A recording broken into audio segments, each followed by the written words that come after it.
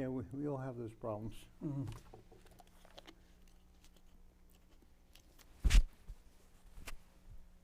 We on?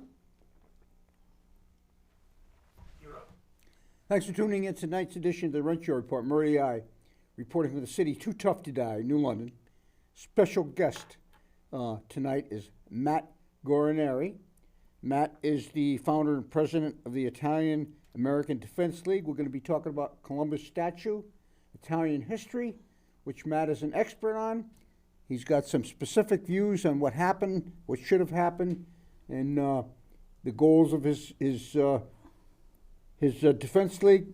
We'll get to him in 1 minute. A couple of announcements. First of all, down the Italian Club last night, and it's oddly enough because the greatest meal in America, down the Italian Dramatic Club, was held last night. We had sausage, wonderful, wonderful sauce prepared by the best chef in Italy. Had to come from Italy, Tom Chevalier, and the recipe actually came from Christopher Columbus, Matt, which is of interest to you. He was assisted, of course, by the Montanari boys, Sam Torello, the rest of the crew down there. It was a meal outstanding. Once again, I shoveled it in. No wonder I can't lose any weight. A tremendous meal. Best in America. Thanks, guys, and on behalf of many people. Special announcement. You met him, Steve Montanari, one of the key figures in the IAC. Is home recuperating from an operation. He had his bicep separated, reattached, then attached once more under the supervision of two specific doctors from Yale New Haven today. The operation was a complete success. He's home right now recuperating, and certainly we wish Steve the best of luck, and hopefully he'll be back on his circuit ASAP. So, Matt, as I mentioned, you're the founder of the American Defense League. You're an educator. 21 years you've been teaching. You've taught in Massachusetts and Connecticut. You have a communications degree from Boston College, Masters of Education from Southern Connecticut State University, and a 6-year degree in Education Administration from the University of Connecticut. Welcome, Matt, and thank you for coming on the show. Thank you for having me. So, Matt, tell us a little bit about your lifetime and what are the goals that you're trying to achieve with this Italian Defense League? Yes, well, I started off as an individual in 2020, June of 2020, and I started to see the statues coming down, and I started to notice that Columbus was getting canceled. And I always had an interest in Columbus and in my Italian-American heritage, but at that moment in time, I felt like I needed to dig a little deeper into the topic. And I started going to some public meetings and having some conversations about Columbus as I was doing more and more research. And I realized that I couldn't do this alone. And that's when I started and founded the Italian-American Defense League. And the Italian-American Defense League has 3 main goals: to promote education, to portray Italians positively, and to preserve traditions. And that includes maintaining and furthering our celebrations of Columbus Day. So let's talk about the statute in New London, Matt. You've studied that extensively. That's right. You seem to know the history of it better than most of us. I don't know if I'm mad at Columbus or I'm not mad at him. I'm very mad that people are trying to destroy history at the expense of the community. I think it was wrong that the statues were taken out, but I'm not so sure that I should have any resentment toward Columbus. Straighten me out on that, please. So really, there are 2 parts of the story. One is the connection of Columbus Day to the Italian-American immigration story, and 2, there's a history of Christopher Columbus himself. So let's start with its connection to Italian-American heritage in New London.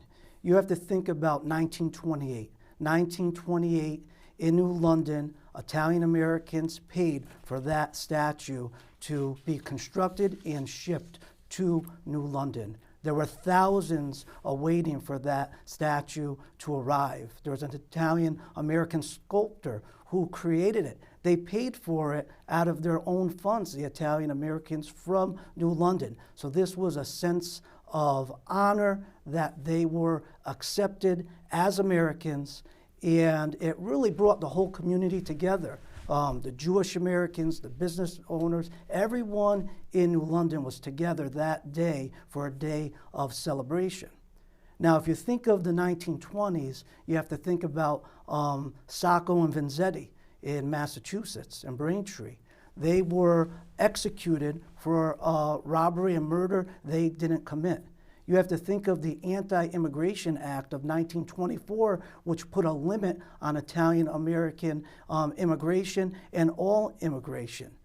In that context, this was a defining moment for Italians in the city of New London, and now that has all been erased. Now, I read a little bit about the timeline that this stuff happens, which is very well defined on the day paper website. It seems that this girl, what was her name, came to the city council meeting and evidently had a petition to, for whatever reason, I mean, there were a lot of people involved with this, but she had a petition to remove the statute. What were your findings with regard to the process that this removal of the statute took place? All right. So you have to understand the removal of these statues, it didn't just happen in New London, it happened in other cities in Connecticut and across America. This didn't happen overnight. Going back to the late 70s, 80s, there was a man by the name of Howard Zinn. The FBI released his file, I believe it was 2011, and they had hundreds of pages on him. And he was a member of the Communist USA Party. There's a woman by the name of Mary Grabar. She wrote a book called Debunking Howard Zinn. And Howard Zinn starts this book with telling his version of what happened during Christopher Columbus' journey. He actually plagiarized the first 5 pages of his book from a man named Hans Koning. Well, his book was called The People's History, and it spread like wildfire into all the universities. There was even a foundation called the Howard Zinn Education Project, and it has a kit for eliminating Columbus Day. This filtered down to high schools and even to elementary schools.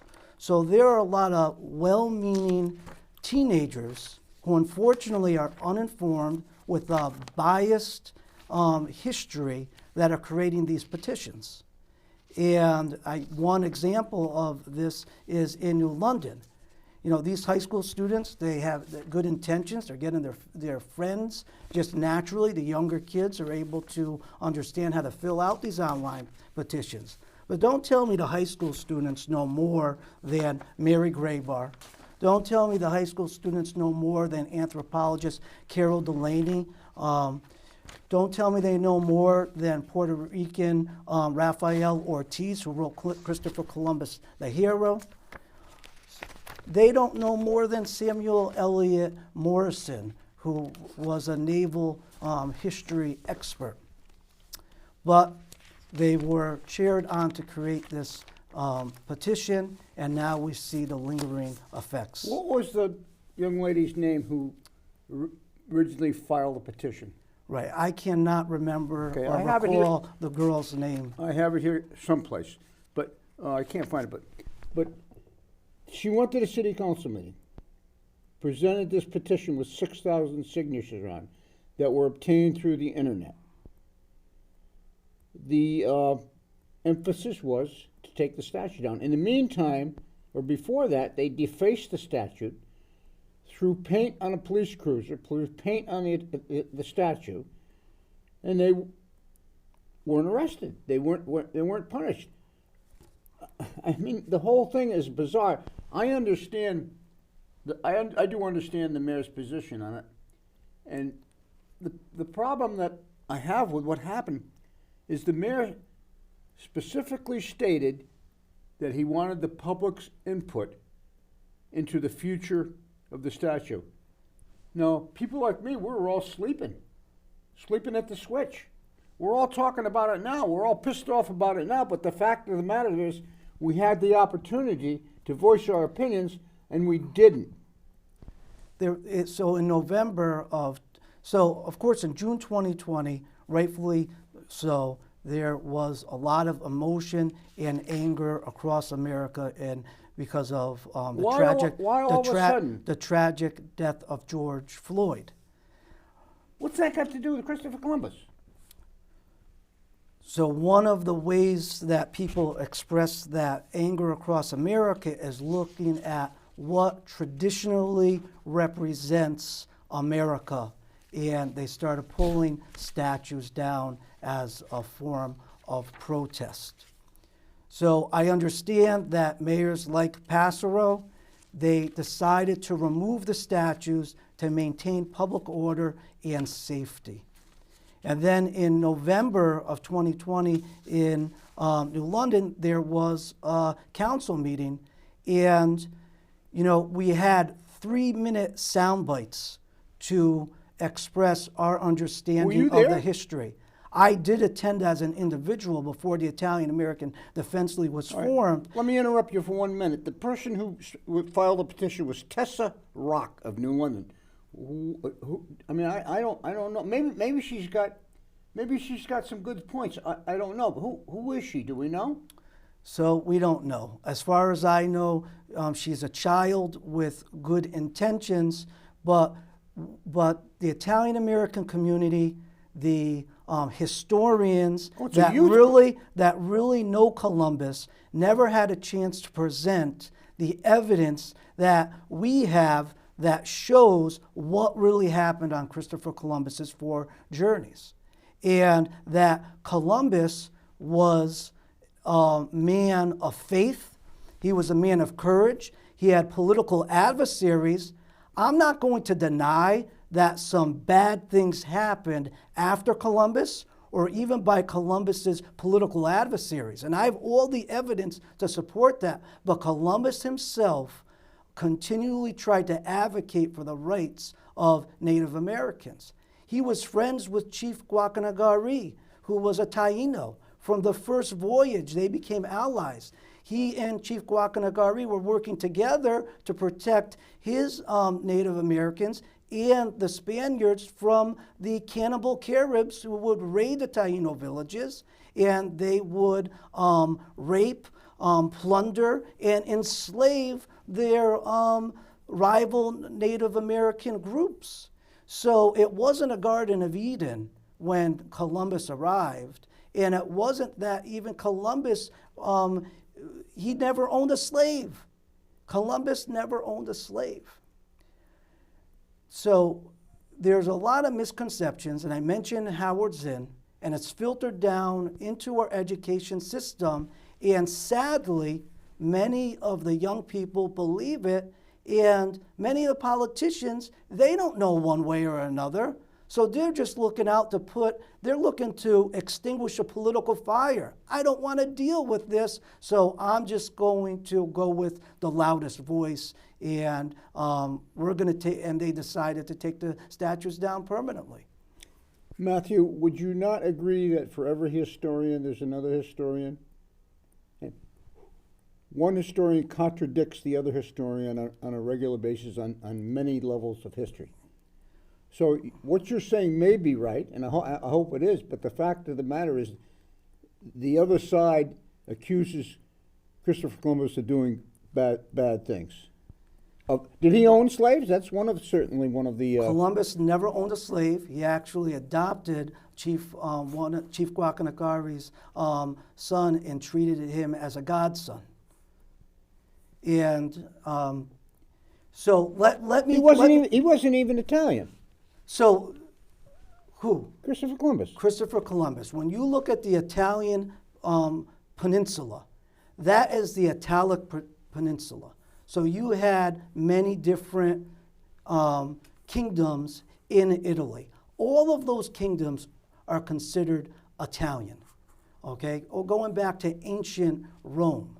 So Christopher Columbus was from Genoa. there are these crazy conspiracy theories about where he's from. Was he Jewish? Was he another man by the name of Christopher Columbus? But all the historians that looked at this together, their conclusion is, based on the evidence, that Christopher Columbus is the Christopher Columbus we know from Genoa, from a family of weavers, from a father who was a weaver, a modest upbringing, who went on a ship as a mariner, and he started sailing on some Portuguese ships, and that's where he got his experience as a sailor. And eventually, he was a man who was very patient. He waited almost his entire life before he got the funding for his 4 voyages to the Americas. What is the situation with other towns in Connecticut with regard to the Columbus statue? I know Westerly saved theirs. There are some cities and towns that refuse to take the statue down. And first question, and the second part of the question: do you think Mayor Passero did the right thing? Okay, so Stamford still has a statue. I believe it's a bust of Christopher Columbus. New Britain was able to save its statue and has a beautiful inscription about the Italian Americans, soldiers in World War II. Some people are unaware that there were over 1 million Italian Americans who fought for the Allied forces in World War II. And during that time, stateside, Italian Americans were designated as enemy aliens, and we had our ancestors had our travel restricted. Some were forced in internment camp, so there was really a violation of our civil liberties. So it's very nice to see that recognition on the New Britain statue. There was an activist from Long Island who decapitated the Waterbury Christopher Columbus statue, and the townspeople in Waterbury, they got their vote, something that Mayor Passero didn't give his citizens a right to vote. Yes, but he did. In fairness to Mayor Passero, Matt, he did urge the people to come in and put this up for public discussion. Now, I don't know if that ever happened. I don't know where I was sleeping that time, but yeah. So in Waterbury, they voted to keep the statue, and they reconstructed the head on the statue. In Norwich, they kept a monument up that recognized Italian Americans, but they took off the Columbus inscription from it. In New London, Mayor Passero and the council, they supported Italian American Heritage Day instead of Columbus Day, but it takes away the historical context for the holiday by changing its name. And it wasn't just supposed to be for Italian Americans. Columbus Day was a celebration for all Americans. Do I disagree with Mayor Passero's intent of protecting the citizens of New London in June of 2020? I wasn't there. I didn't have all the information, so it's hard to criticize that decision. Well, do I feel critical of Mayor Passero that since then he hasn't sat down with any of the major Italian American groups to talk about what to do with the statue, how to honor Italian Americans in New London? That I do have a problem with. I think you may be partially wrong with that, Matt. With which part? Well, the day paper on June 11th quoted the mayor with regard to, again, the public weighing in on this issue, which we never did. He was willing at that time, I don't know if he is now or not, but at that time, certainly he extended the invitation to people to weigh in on it. The problem in New London, the Italian community dropped the ball. There are prominent Italian people in this community who endorsed the removal of the statue. As far as the whole Italian community, it's not like it used to be. But I can tell you, Tony Basilica, Jack Scarpa, all the old Italians that were very instrumental in that statute, in the ceremonies are rolling around in their graves to this day. I can guarantee you that. But where can we go from here? What are you thinking that could be done? Right. So wherever these decisions are being made locally, you need the local involvement. But one thing that's happened since June of 2020, all of the major Italian American organizations have come together under the Conference of Presidents. Some of the local groups are fizzling away, but the major groups, Unico, Sons of Italy, okay, they all have gotten together, Fili Italia, and they're the Italian American women. They're all under the umbrella now of the Conference of Presidents. The reason why I started the Italian American Defense League is because I saw from about New Haven to the Rhode Island border, there was a void that most of the Italian American organizations had fizzled away. So we needed to reorganize in this area and start working with those other groups, the Italian American Alliance, the Italian One Voice Coalition, and with the regional and local support, we are able to provide the education, the reasons, and help people come to an understanding of why this is so meaningful to Italians. And it should be to all Americans. So we want to work with the local people of New London. We want to work with the mayor to come up with some positive solution. Listen, my mother was an orphan. Okay, she was sent to this country in the 60s with a family that was visiting Italy for a better life. She would have never had that possibility if Christopher Columbus never made his journey to the Americas. Okay. After, we know that there are different perspectives to history. We're not saying wait a minute, Matt. Isn't there a theory that Christopher Columbus never got to America? All right. So the last I checked, the Caribbean islands are part of North America. And when he got to the Caribbean islands, he sailed all to South America, Central America, Panama, up to Cuba, Hispaniola. So he sailed the whole Caribbean.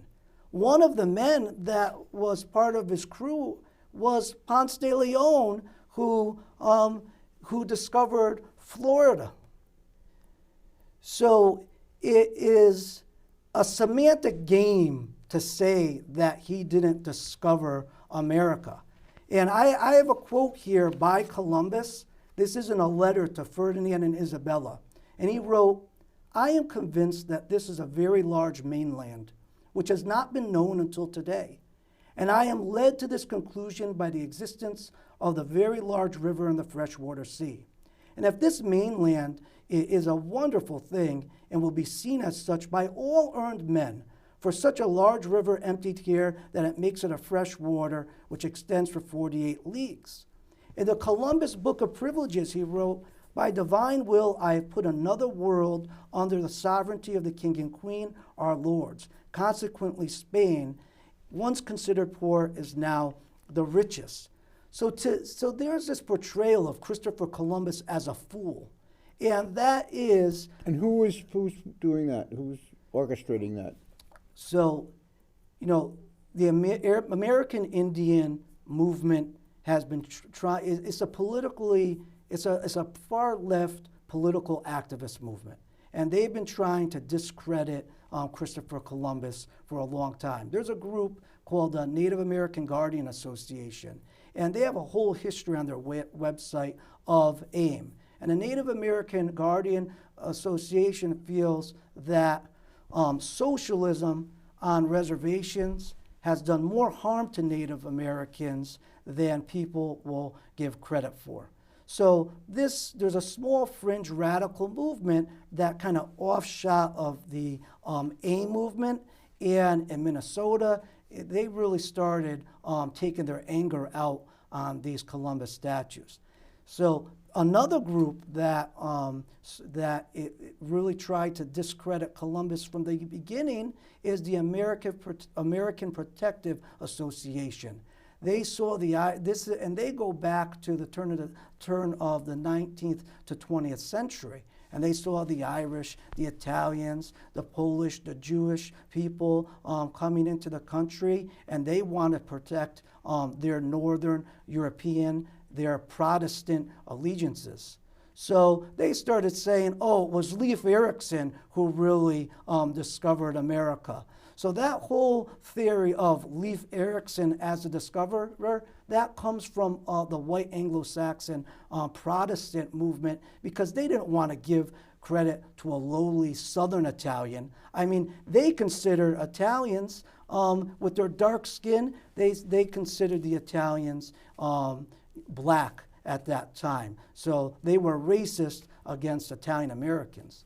Now, when Italian Americans came to this country and they started working all the jobs that nobody else wanted, they sometimes were paid less than African Americans for those jobs. And Italians, they were used of having African Americans as people that they were familiar with and talked to, because they were in southern Italy. Northern Africa was right there. So when these white Anglo-Saxon Protestants, they saw the Italians and the way they dealt with African Americans, they started to exert their prejudice and discrimination on the Italian Americans. In New Orleans, on March 14th, 1891, 11 Italian Americans or immigrants were lynched for a murder they didn't commit by the New Orleans government. They sent a mob out, they rounded up all the Italians, and they killed 11 of them. It was the following year that Benjamin Harrison tried to put a stop to this, and he designated the first proclamation for Columbus Day. So Italian Americans have a social justice story that's interwoven with Columbus Day. And I do have a quote from Booker T. Washington, the man farthest down, because this story of the lowly Southern Italian did not start in the United States. It started off in southern Italy. Unification for Italy happened in 1861. In 1861, the two kingdoms of Sicily, Naples and Sicily, were very strong. As a result of the unification, there was a French influence, the Austrian influence, all of the power and economic prosperity that was there in the kingdom of the two Sicilies, it went north. And the southern Italians became impoverished. And a matter of fact, the soldiers from the north, they raped, plundered, and enslaved the southern Italians. The Turks and some of the northern Africans, they would round up Italians around the peninsula and they would enslave them. So Italians have a social justice story too. Booker T. Washington, he started the Tuskegee Institute, and he was a black civil rights leader, and he had a lot going on between 1895 and 1915. He said this: "I have described at some length the condition of the farm laborers in Italy, because it seems to me that it is important that those who are inclined to be discouraged about the Negro in the South should know that his case is by no means as hopeless as that of some others. The Negro is not the man farthest down. The condition of the colored farmer in the most backwards parts of the southern states in America, even where he has the least education and the least encouragement, is incomparably better than the condition and opportunities of the agricultural population in Sicily." Booker T. Washington thought the Sicilian, the southern Italian, was the man farthest down. We have a social justice story, and it breaks my heart to see the symbols of the Italian American immigrant story being erased. And that's really why I'm here talking about